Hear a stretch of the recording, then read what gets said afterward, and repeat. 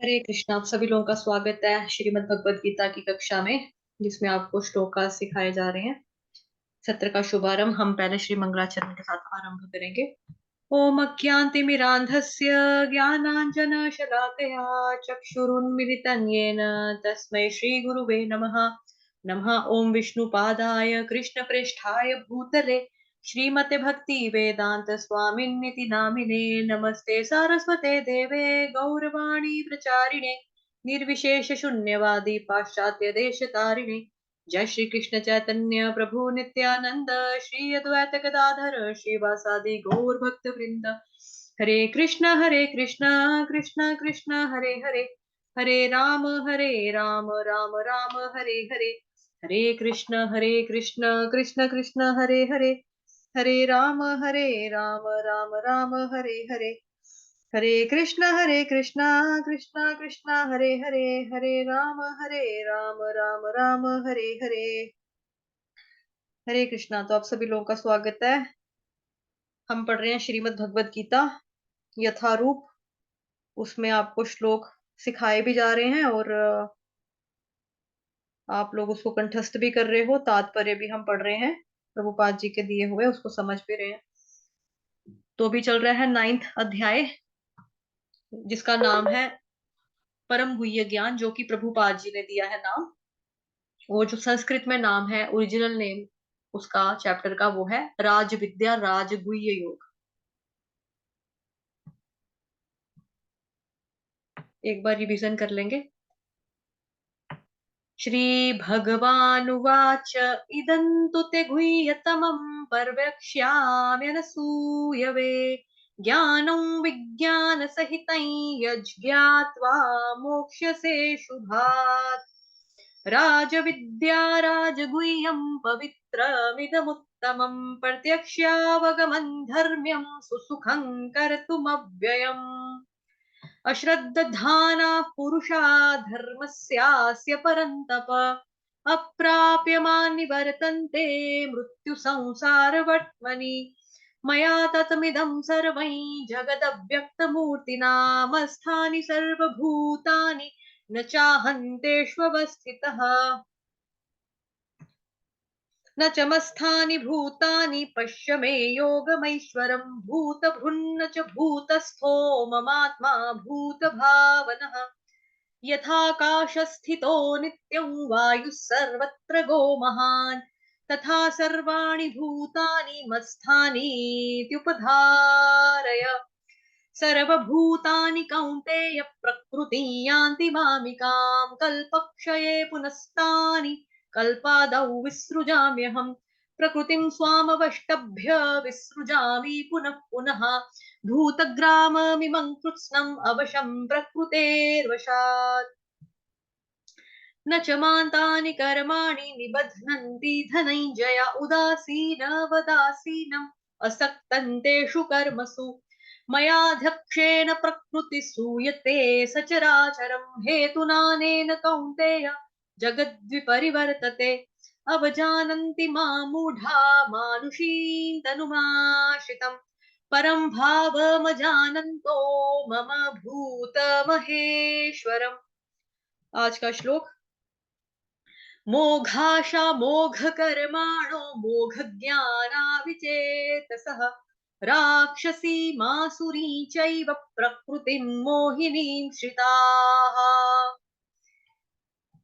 इस श्लोक का अर्थ क्या है?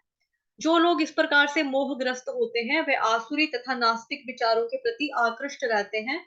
इस मोहग्रस्त अवस्था में उनकी मुक्ति, आशा, उनके सकाम कर्म तथा ज्ञान का अनुशीलन सभी निष्फल हो जाते हैं। तो एक्चुअली ये जो श्लोक है, ये पहले वाले श्लोक के साथ ही उसी को आगे कंटिन्यू करता है। जो पहले वाला श्लोक था वो हमने पढ़ा था, अवजानन्ति मां मूढ़ा मानुषीं तनुमाश्रितं, परम भावमजानन्तो मम भूत महेश्वरम। तो इस श्लोक में भगवान बताते हैं कि लोग किन कारणों की वजह से भगवान श्री कृष्ण को भगवान नहीं मान पाते, किस वजह से वो भगवान की शरणागत, मतलब उनके प्रति शरणागत नहीं हो पाते या सरेंडर नहीं कर पाते हैं। तो ये वाला श्लोक जो था, ये बहुत इंपॉर्टेंट श्लोक था जो हमने पढ़ा था, बिकॉज ये पूरा चैप्टर ही इंपॉर्टेंट है, राज विद्या राज गुह्य योग। तो इस श्लोक को मैं छोटा सा रिवीजन करवा देती हूँ, बिकॉज अगला श्लोक तभी समझ में आएगा। ठीक, तो इंपॉर्टेंट श्लोक है कि कुछ लोग भगवान को भगवान क्यों नहीं मानते हैं। तो बहुत से लोग कृष्ण भगवान को एक महान पुरुष मान लेते हैं। मतलब तनुमाश्रितम का मतलब कि जो जब भगवान मनुष्य के शरीर का आश्रय लेकर आते हैं, जैसे हम लोगों ने मनुष्य की शरीर लिया, धारण किया हुआ है। परम भाव मजानंतो, परम भाव का मतलब कि किस प्रकार से भगवान जी का जो रूप है वो महाविष्णु का भी स्रोत है, उसका भी सोर्स है। लेकिन इस चीज को लोग समझ नहीं पाते। किसको समझ नहीं पाते? मम भूत महेश्वरम, कि भगवान पूरे जगत के स्वामी हैं। भूत महेश्वरम यानी कि भूतों के महाईश्वर है।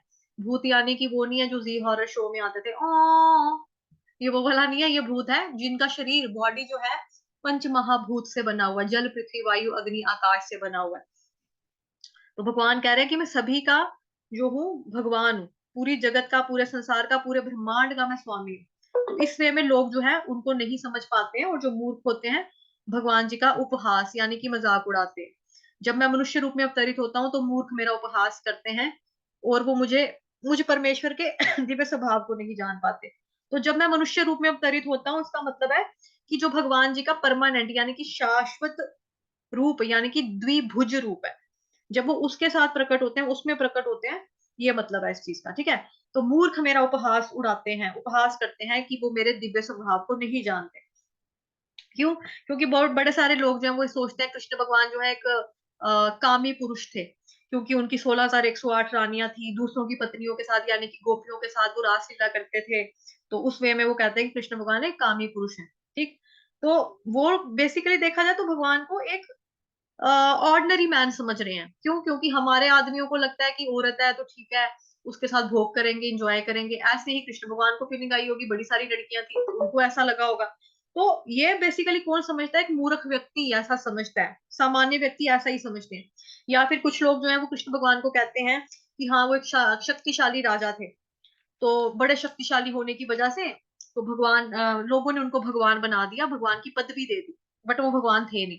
या फिर बोलते हैं कि कृष्ण भगवान जी ने गायों का ध्यान रखा, गायों का पालन पोषण किया, तो इसलिए भगवान बना दिया लोगों ने उनको। बट एक्चुअली ये सारी की सारी बातें जो है भगवान के प्रति अपराध है। अपराध। अब अपराध का मतलब क्या होता है? क्योंकि अपराध का मतलब हुआ है जैसे जो चीज आध्यात्मिक है उसको भौतिक मानना, और जो चीज भौतिक है उसको आध्यात्मिक मानना। क्योंकि राजा जो है उसका शरीर जो है वो तो जड़ है, वो तो नष्ट होगा, मरेगा। लेकिन भगवान का ऐसा नहीं है, बिकॉज उनमें और उनके स्वरूप में कोई भेद नहीं है। लेकिन मूर्ख व्यक्ति इस चीज को नहीं समझ पाएंगे, क्योंकि हम लोगों का भी कसूर नहीं है। हम लोगों ने इस चीज को कभी फील नहीं किया, कभी अनुभव नहीं किया कि हमने कोई बंदा देखा, इंसान देखा जिसके शरीर में और शरीर में कोई भेद ना हो, है ना। मतलब जैसे जिसने शरीर को और शरीर और शरीर को धारण करने वाला जो व्यक्ति है उसके बीच में। लेकिन भगवान के केस में उल्टा है, उनके केस में कोई भेद नहीं होता, बट जीव के केस में उल्टा है। जीव इस चीज की कल्पना नहीं कर सकता। भगवान और उनके शरीर में कोई अंतर नहीं है, क्योंकि बद्धजीव ने अभी ऐसा अनुभव नहीं किया है। तो इसलिए वो समझता है कि जैसे हम हैं वैसे भगवान है।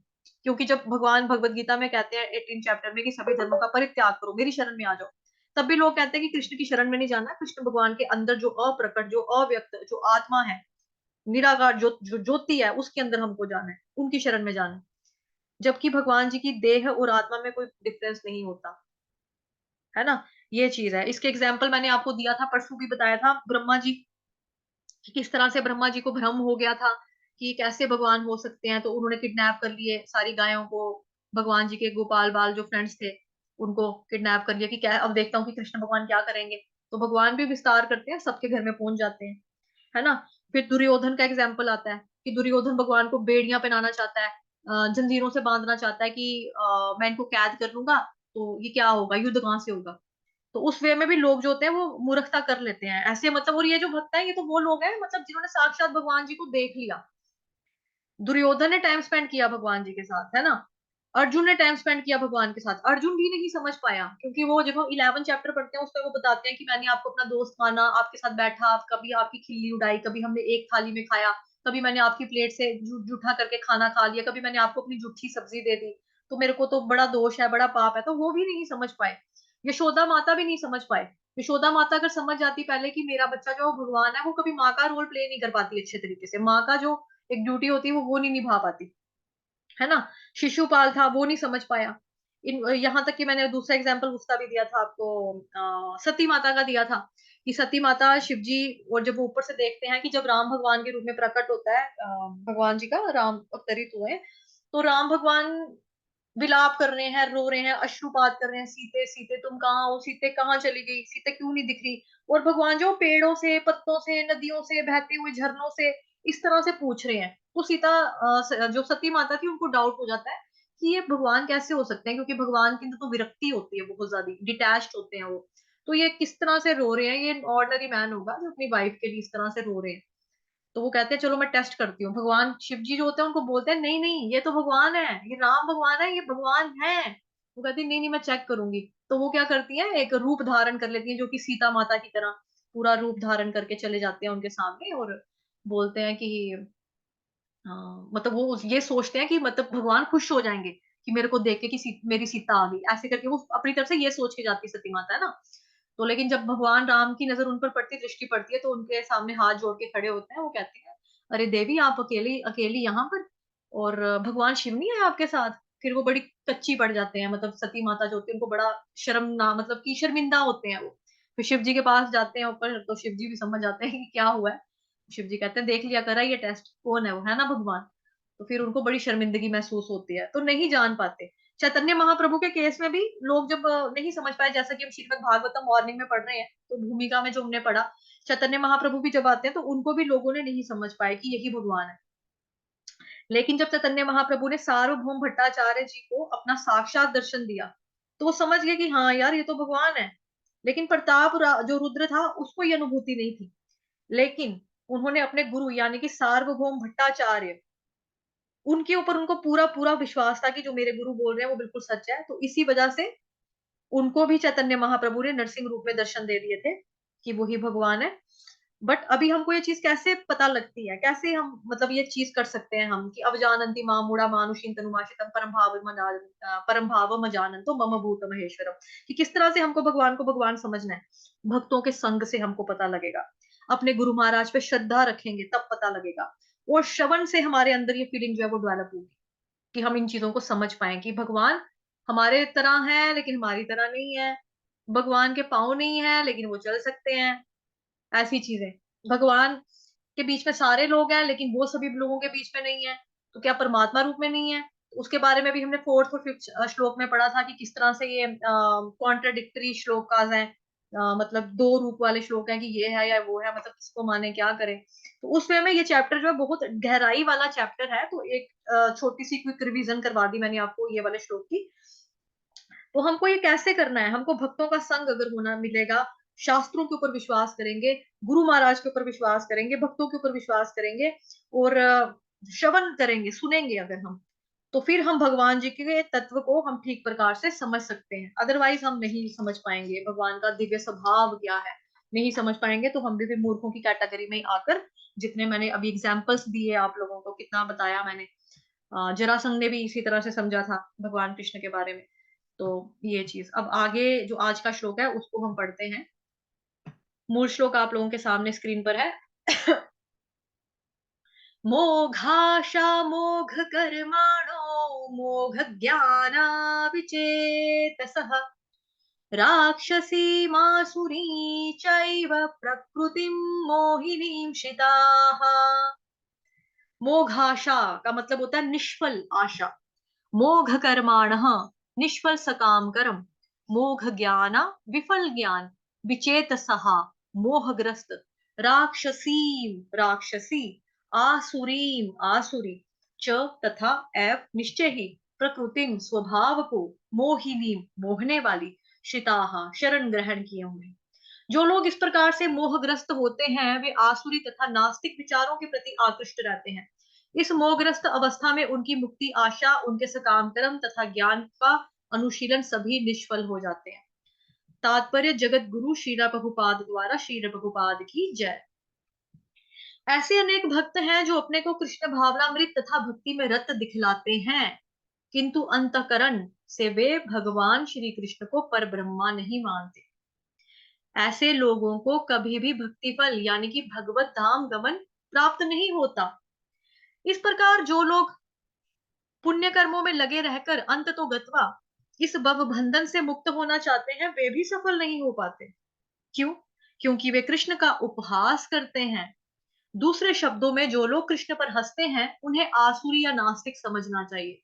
जैसा कि 7वें अध्याय में बताया जा चुका है, ऐसे आसुरी दुष्ट कभी भी मेरी शरण में नहीं आते। तो भगवान वहां पे 4 लोग बताते हैं कैटेगरी, 4 लोग जो भगवान की शरण लेते हैं, 4 लोग जो भगवान की शरण नहीं लेते हैं। तो भगवान कह रहे हैं उसी कैटेगरी वाले लोग हैं जो मेरी शरण में कभी भी नहीं आते।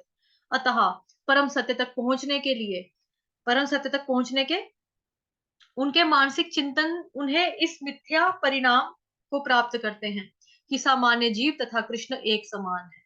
तो इसकी एग्जांपल्स मैंने आपको ऑलरेडी भी बता दिया, बिकॉज मैंने बताया था कि ये वाला और इससे पहले वाला श्लोक जो है दोनों आपस में मिक्स करके ही समझ में आते हैं। तो वही बात यहाँ पे आ गई कि वो लोग क्या समझते हैं, जीव आत्मा और कृष्ण जो है एक ही है। जैसे मायावादी सिद्धांत है, मैं भी परमात्मा हूँ, मतलब मैं भी भगवान हूँ, तुम भी भगवान हो, जितने भी सारे हैं कि सारे भगवान है। अभी हम भूल गए हैं कि हम भगवान है, बाद में हमको याद आ जाएगा। मतलब भगवान ना हो गया कोई गजनी हो गया आमिर खान की फिल्म के, है ना। भगवान कौन होते हैं? जिनको पास्ट प्रेजेंट फ्यूचर सब कुछ याद रहता है, कभी भी वो नहीं भूलते, वो कभी भी किसी चीज को नहीं भूलते। और वो कहते हैं कि हाँ, मतलब अभी हमको माया माया ने हमारी आंखों पर पर्दा डाल दिया, तो इसलिए हमको याद नहीं आ रहा।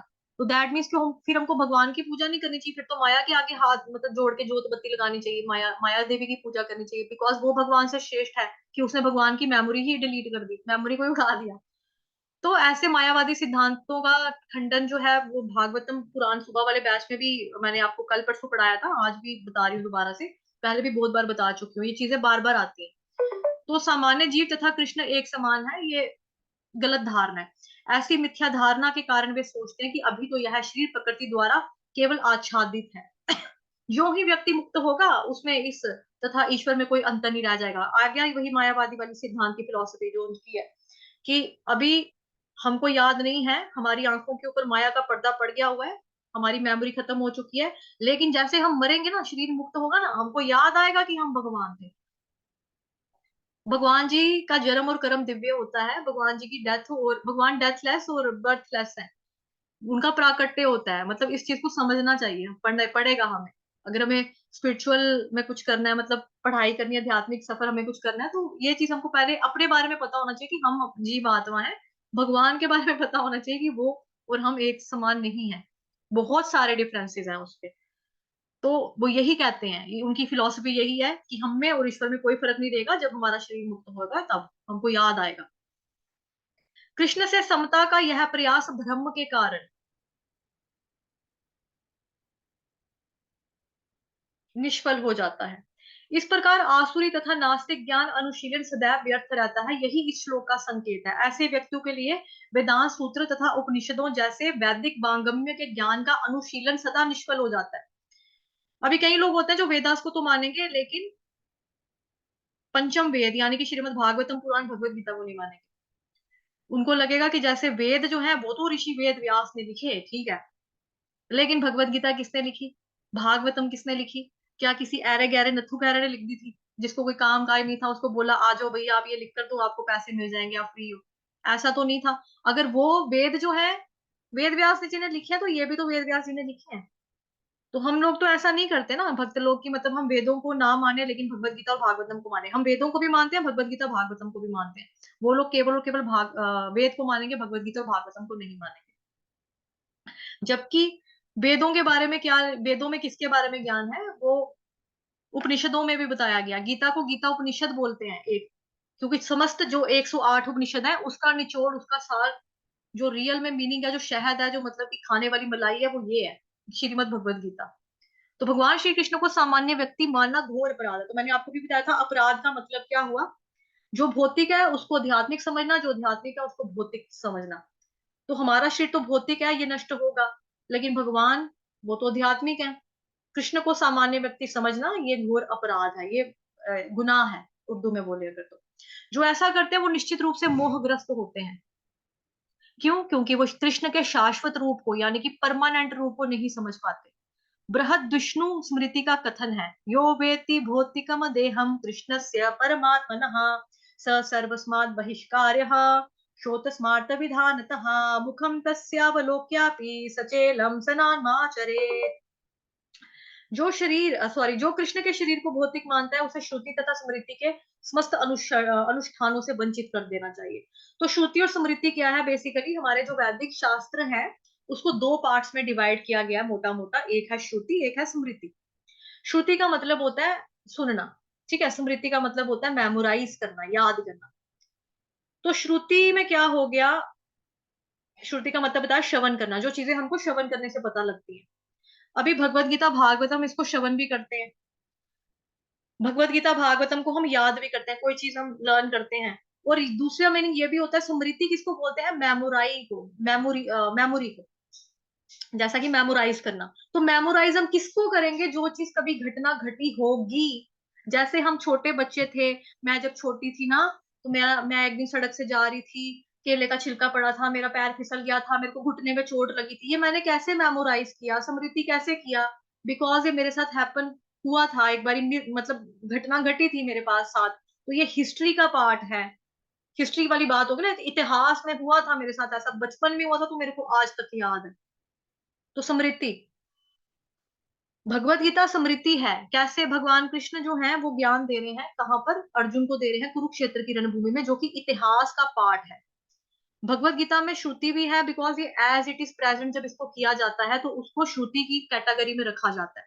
तो भगवत गीता जो है श्रुति भी आती है इसमें, स्मृति भी आती है। और जो भगवान है उनकी लीलाएं, गुण लीलाएं इत्यादि का हम श्रवण भी करते हैं, चिंतन भी करते हैं, मनन भी करते हैं। तो इस वे में भगवान का जो शरीर है, जो भगवान की क्वालिटी, जो भगवान जी के गुण है, भगवान जी की लीलाएं हैं, वो श्रुति स्मृति दोनों के अंदर फॉल करती है। और जो बंदा इस चीज को नहीं मानता है, नहीं समझता, उसको समस्त वैदिक शास्त्रों से, अनुष्ठानों से वंचित कर देना। जो बात जैसे कि बेदखल कर देते हैं ना किसी को। जैसे कोई बच्चा होता है, माँ बाप का कहना नहीं मानता, बड़ा ही उत्पात में जाता है, तो मम्मी पापा क्या करते हैं आज की डेट में?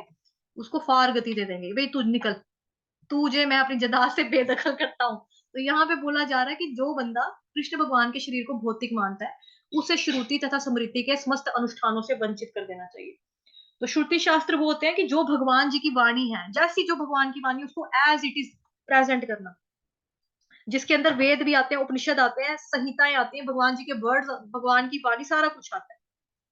स्मृति शास्त्र होता है कि जो चीजें भगवान ने बनाई बताई हैं, ठीक है, उसको समझाने के लिए जो केस स्टडीज होती हैं, जैसे कुछ शॉर्ट स्टोरीज होती हैं, कुछ एग्जाम्पल्स होती हैं, कुछ एनेक्डोट्स होते हैं, उसको डाला जाता है स्मृति में। उसके अंदर पुराण भी आते हैं, इतिहास भी आते हैं, ये चीजें आती हैं।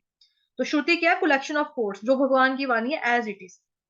और जो भगवान जी के अवतार हैं, जो ग्रंथों को प्रस्तुत करने वाले अवतार हैं, वो है कृष्ण द्वैपायन वेद व्यास, यानी कि जिसका नाम हम, जिनको हम शॉर्ट में बोलते हैं ऋषि वेद व्यास, ठीक है, जो कृष्ण भगवान के ग्रंथावतार है। मतलब कि वेद व्यास जी को बहुत जगहों पे भगवान भी कहते हैं, बिकॉज वो भगवान जी का ही विस्तार है। ग्रंथावतार के रूप में उन्होंने पूरा ये किया, भगवान जी की वाणी को एज इट इज उन्होंने मेंशन किया है। श्रुति को एक्सप्लेन किया करने वाले जो शास्त्र है वो आते हैं स्मृति शास्त्र के अंदर। तो भगवत गीता या भगवान जो है वो श्रुति और स्मृति दोनों में है, बिकॉज भगवत गीता भगवान की वाणी है, महाभारत का हिस्सा है, तो स्मृति है क्योंकि उसमें 1 लाख श्लोक है, हमको पता है। भीष्म पर्व के अंदर भगवत गीता के बारे में आता है, 23 से लेकर 24 में, सॉरी 23 से लेकर 40 चैप्टर तक का जो ज्ञान है वो भगवत गीता है। तो उस वे में देखा जाए तो कृष्ण भगवान, यानी कि जो भगवत गीता है वो श्रुति स्मृति दोनों के अंदर आती है। और कृष्ण के बारे में है, ये भगवान के बारे में, तो श्रुति स्मृति दोनों में है ये भी। तो कृष्ण भगवान का शरीर भौतिक कहाँ से हो गया? तो आध्यात्मिक है। और जो बंदा इस तरह से करता है, तो उसके बारे में क्या लिखा है यहाँ पे कि यदि कोई भूल से ऐसे गंदे बंदे का मुंह देख लेना, तो उसको और फटाफट जाकर क्या करना चाहिए? गंगा स्नान करना चाहिए। यार किसका मुंह देख लिया, जिससे छूत दूर हो सके। क्यों? क्योंकि भगवान को ये भगवान नहीं मानता, भौतिक मानता है। ये बताई जा रही है यहाँ पे, प्रभुपाद जी ने तात्पर्य में पूरा ये लिख दिया है कि ऐसा है। लोग कृष्ण की हंसी उड़ाते हैं बिकॉज वे भगवान से ईर्ष्या करते हैं, जलते हैं। उनके भाग्य में जन्म जन्मांतर नास्तिक तथा आसुर योनियों में रहे आना जाना लिखा हुआ है। उनका वास्तविक ज्ञान जो है वो वास्तविक ज्ञान सदैव के लिए भ्रम में रहेगा और धीरे धीरे वे सृष्टि के गहनतम अंधकार में गिरते जाएंगे। तो इसके बारे में भी है, जो श्रीमद् भगवत गीता हमने 16 चैप्टर आप लोगों को इससे पहले पढ़ाया था, देवासुर संपद विभाग योग जो चैप्टर का नाम था, उसमें भी भगवान बताते हैं कि आसुरी लोग जो है ना, मतलब जो नास्तिक और आसुरी लोग हैं, उनके साथ मैं क्या करता हूँ, मेरा बर्ताव क्या होता है। तो 19th एंड 20th श्लोक 16वें अध्याय का अगर आपको याद होगा, तो तान हन्तुषतः क्रूरान् संसारेषु नराधमान् क्षिपाम्यजस्रम शुभान् आसुरीष्वेव योनिषु। 20वां श्लोक। आसुरीं योनिमापन्ना मूढ़ा जन्मनि जन्मनि माम प्राप्यैव कौन्तेय ततो यान्ति अधमां गतिम्। तो भगवान कह रहे हैं कि आसुरी योनि में बार बार जन्म लेते हो, ऐसे मूर्ख कभी मेरे तक नहीं पहुंच पाते अर्जुन, धीरे धीरे करके वो अधम गति को प्राप्त होंगे। तो यही चीज यहाँ पे लिखी है कि जो बंदे भगवान जी से ईर्ष्या करते हैं उनके भाग्य में जन्म जन्मांतर नास्तिक और आसुर योनियों में रहना, आना जाना लिखा हुआ है। जैसे हम मेले में जाते हैं, सर्कस में जाते हैं, वो एक झूला होता है ना, गोल गोल गोल घूमने वाला, वो उसी गोल गोल नीचे आया ऊपर गया, जन्म जरा मृत्यु व्याधि, जानवर बने, कीड़े बने, पक्षी बने, पेड़ बने, मोर बने, तोते बने, खोते बने, उसके बाद वापस इंसान बने, उसके बाद फिर से गोल गोल गोल गोल humpty dumpty sat on the, क्या है वो, कहा है ये बच्चों की राइम, बस वही वाला हिसाब है। तो भगवान को, भगवान जो नहीं मानता है उसके लिए भगवान ये बिल्कुल बड़ी खास बात यहाँ पर बता रहे हैं कि मोघाशा मोघ कर्माण मोघ ज्ञाना विचेतसः। ठीक, शेर हो गया। राक्षसी राक्षसी मासुरी चैव प्रकृतिं मोहिनीं शताः कि मोघाशा मोघ कर्माणो मोघ ज्ञाना विचेतसः राक्षसी मासुरी चैव प्रकृतिं मोहिनीं शताः। उसका थोड़ा सा दोबारा पढ़ लेते हैं एक बार अनुवाद। जो लोग इस प्रकार मोहग्रस्त होते हैं, किस प्रकार, जो हमने 11 श्लोक में पढ़ा था, अवजानन्ति मां मूढ़ा मानुषीं तनुमाश्रितं परम भावम जानन्तो मम भूत महेश्वरम। तो जो लोग ये चीज समझते हैं, इस तरह से मोहग्रस्त होते हैं, वो आसुरी और नास्तिक विचारों के प्रति आकृष्ट होते हैं, उनका अट्रैक्शन होता है तो किसकी तरफ होता है, आसुरी और नास्तिक विचारों के प्रति वो अट्रैक्टिव होते हैं। तो इस मोहग्रस्त अवस्था में उनकी मुक्ति, उनको कभी भी मुक्ति नहीं मिलेगी, ये गहरी बात है यहाँ पे। इस श्लोक का मतलब क्या है कि ऐसे जो व्यक्ति होते हैं उनको कभी मुक्ति नहीं मिलती। मुक्ति की आशा, उनके सकाम कर्म की, अच्छे काम करेंगे पुण्य मिलेंगे, बुरे काम करेंगे तो नरक में सड़ेंगे, अच्छे काम करेंगे अच्छे बनेंगे, अच्छे काम करके पुण्य भोगेंगे लेकिन वापस धरती पर ही पटके जाएंगे ठा करके कि जाओ अच्छे काम किए, पुण्य मिला, चलो गुड, अब जाकर वापस जाओ, जन्म जरा मृत्यु व्याधि। तो ज्ञान जैसा भी उनका हो, कोई भी कर्म जो है वो उनको बचा नहीं सकता। क्यों? क्योंकि वो भगवान से जलते सड़ते हैं ना, आसुरी विचार हैं उनके। क्यों? वो कहते हैं कि आ अवजानन्ति मामूढ़ा मानुषीं तनुमाश्रितं परम भावम जानन्तो मम भूत महेश्वरम। कि कुछ नहीं है कृष्ण भगवान, जैसे हम हैं वैसे वो हैं, हाँ वो हमसे ज्यादा शक्तिशाली है, इसलिए उनको लोगों ने भगवान बना दिया। वो कूटनीतिज्ञ थे, दिमाग के बड़े तेज थे, पावरफुल थे, इसलिए लोगों ने भगवान बना दिया। बट अदरवाइज वो भगवान भगवान नहीं है, वो तो हमारी और तुम्हारी तरह इंसान थे। तो ऐसे लोग जो हैं कभी भी मुक्ति नहीं हो पाती उनकी। ये इस श्लोक का मीनिंग है। ठीक है जी, अब इसको हम पढ़ते हैं। आ, कोई रीड करेगा इसको? दरवाजे पे कोई आया है जिसको लगता है कि वो अच्छे से पढ़ सकता है? भाव्या प्रभु जी, आपको अनम्यूट कर रही हूँ मैं, डोर खोल के आई, तब तक आप पढ़ो। हरे कृष्णा भाव्या प्रभु जी। हाँ हरे कृष्ण माता जी। हाँ जी, बिल्कुल। जी माता। मोघाशा मोघ कर्माणो मोघ मोघ ज्ञान विचेतसः राक्षस राक्षसी सुरै चैव प्रकृतिं मोहिनी श्रिताः। हरे Krishna, thank you so much. अभी मैं आपको फटाफट इसका उच्चारण समझा देती हूँ। मोघाशा, म ओ मो, ओ की मात्रा स्वर यहाँ पे दीर्घ है, घ घर घड़े वाला, ठीक है, घड़े वाला, घोड़े वाला, घड़ी वाला, घ। मोघाशा मोघ कर्माणो मोघ ज्ञाना विचेतसः। मोघ के ऊपर यहाँ पे आप देख रहे हो आघात है, आधे ग का आघात आएगा अगर आप ज्ञान बोलते हो, बिकॉज हम सारे नॉर्थ इंडियंस हैं। तो मोघ ज्ञान बोलते हैं, ज्ञान तो ग, आधा ग यहाँ आ जाएगा। जो लोग ज्ञान बोलते हैं वो उस हिसाब से लगाएंगे, जो लोग ज्ञान बोलते हैं वो लोग उस हिसाब से लगाएंगे। अगर आप लोग दूसरी स्टेट से कहीं से हैं, मतलब नॉर्थ इंडियन नहीं है, आगे पीछे कहीं जैसे आपके प्रांत में, देश में, मतलब स्टेट में बोला जाता है, वैसा उच्चारण आप कर सकते हो। विचेतसः, विचे व के साथ छोटी की मात्रा च, चम्मच वाला पूरा, उसके साथ ए की मात्रा त, तरबूज वाला, स के साथ विसर्ग, विसर्ग का उच्चारण ह। राक्षसी, राक्षसी, क्ष जो है संयुक्त अक्षर है जो कि बना है आधा क और षटकोण वाला श से। तो यहाँ पे रा जो है स्वर दीर्घ है, अगर आपसे लिया जाएगा तो लो, आघात नहीं लिया जाएगा तो राक्षसी ऐसे जाने दो। बिकॉज कई बार जब स्वर यहाँ पे दीर्घ होता है पहले, आघात से पहले, तो उसमें क्या होता है कि आपको सांस लेने में प्रॉब्लम होती है। तो अब इसको रहने दो।